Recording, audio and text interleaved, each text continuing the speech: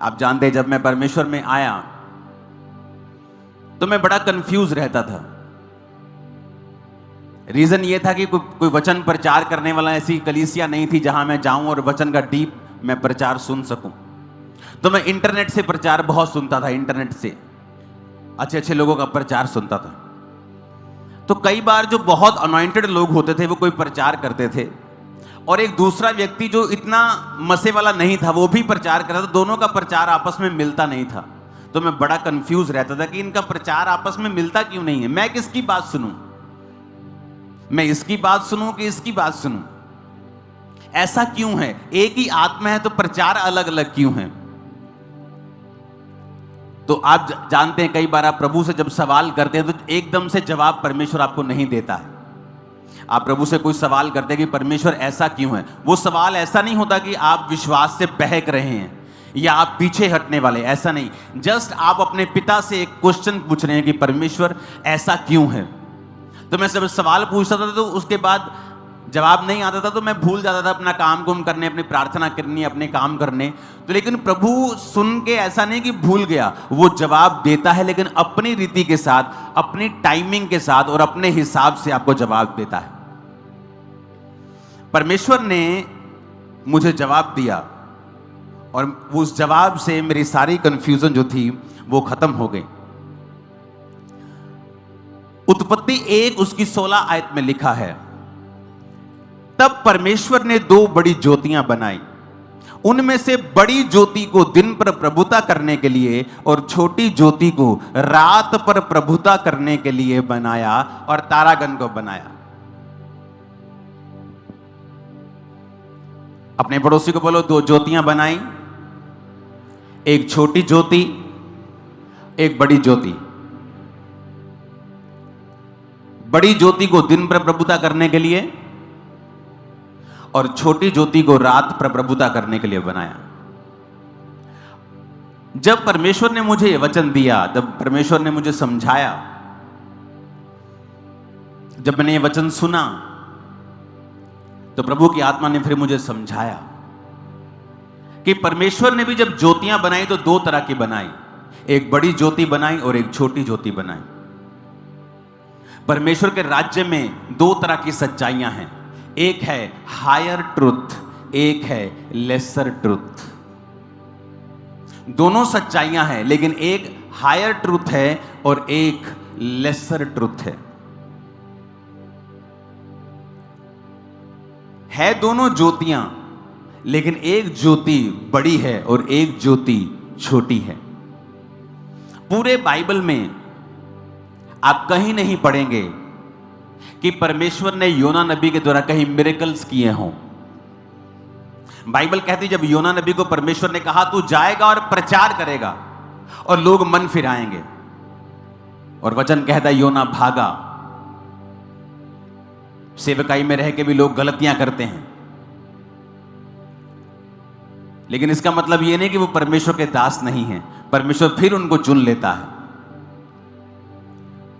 और फिर वो गया प्रचार करने के लिए और वहां पे प्रचार किया, पर उसके मन मुताबिक चीजें नहीं हो रही थी। वो लोग नाश नहीं हुए 40 दिन बाद, तो परमेश्वर से नाराज हुआ, फ्रस्ट्रेट हुआ। लेकिन अगर आप अलीशा की जिंदगी को देखते हैं तो वो हायर ट्रूथ में जीने वाला था।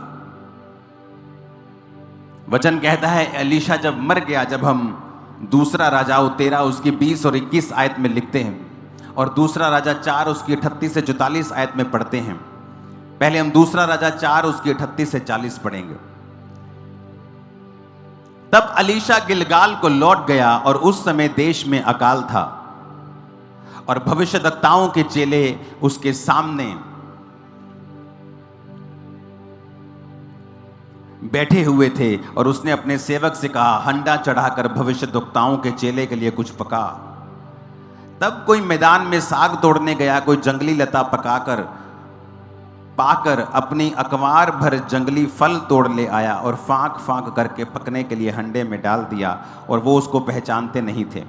तब उन्होंने उस मनुष्य को खाने के लिए हंडे में से परोसा और खाते समय चिल्लाकर बोल उठे, हे परमेश्वर के भक्त, हंडे में जहर है और वे उसमें से ना खा सके।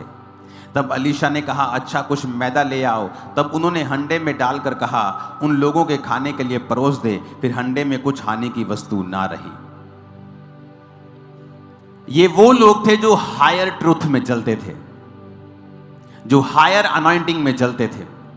और वचन कहता है कि जब अकाल पड़ गया और खाने के लिए कुछ नहीं था, तो वो जंगल में जैसे अब खाने के लिए कुछ नहीं, तो कोई जंगली साग तोड़ने चला गया, कोई जंगली फल लेने चला गया। लेकिन वचन कहता है कि वो उन्हें पहचानते नहीं थे कि कौन सा हानिकारक है, कौन सा पॉइजनस है, कौन सा सही है, कौन सा खाने वाला है, कौन सा नहीं खाने वाला।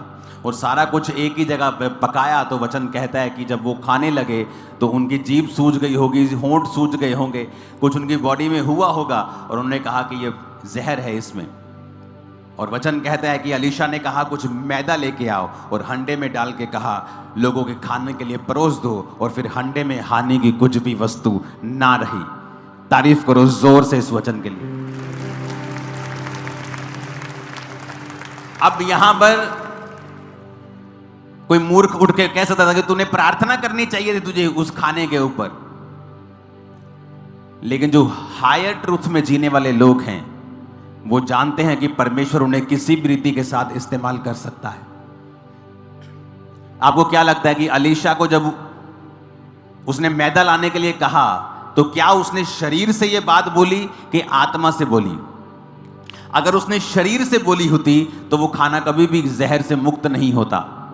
लेकिन वचन कहता है कि पवित्र आत्मा ने उसकी अगुवाई की और पवित्र आत्मा ने कहा, और जो कुछ आत्मा ने कहा वो उसने किया। ये ऐसे लोग हैं जो हायर ट्रूथ में जीते थे, अलीशा के जैसे, पतरस के जैसे, पौलुस के जैसे, मूसा के जैसे। लेकिन उसी बाइबल में लेसर ट्रूथ वाले लोग भी थे, जिनको हम माइनर प्रॉफिट्स बोलते हैं, जिनकी लाइफ से कुछ बहुत बड़े मिरेकल्स नहीं हुए। हाँ, लोगों ने उनके द्वारा तौबा की है, लोगों ने अपना मन फिराया है, लोगों ने उन्हें परमेश्वर का दास समझा है। लेकिन जो हायर ट्रूथ वाले लोग थे, अलीशा के जैसे, मूसा के जैसे, पतरस के जैसे, पौलुस के जैसे, उन्होंने जो कार्य किए वो दूसरे लोग वैसा काम नहीं कर पाए। शायद वो पवित्र आत्मा के लिए ओपन थे, शायद उनका संबंध जो था परमेश्वर के साथ गहरा था। आपने यशाया नबी को देखा होगा कि यशाया नबी जाता है और बोलता है कि अंजीर की टिकिया लेके अपने कैंसर के फोड़े पे बांध तो वो ठीक हो जाएगा।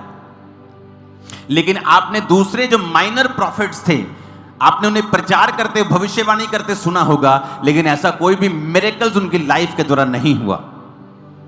आपको यह बात समझ आनी चाहिए कि आप और मैं, हम हायर ट्रूथ वाली कलीसिया हैं, और ऐसे ही रहेगा और आगे हम बढ़ते जाएंगे यीशु मसीह के नाम में। क्योंकि हम पवित्र आत्मा के कामों को रोकने वाले नहीं हैं।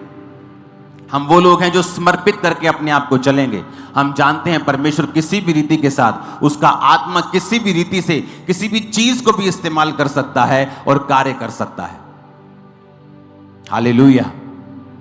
आप जानते हैं क्यों लोग जो पवित्र आत्मा के चलाए चलते हैं और एक ही लीक या एक ही टोटका बांध के नहीं चलते, वो हमेशा ज्यादा लोगों को बचाते हैं। मैंने ऐसे पास्टर्स की टेस्टिमनी सुनी है जिनकी चर्चेस लाखों में हैं, कुछ हजार नहीं, लाखों में। और क्या करते थे वो? मान लीजिए वो ऐसे व्यक्ति के पास बैठे हैं जो सिगरेट पी रहा है।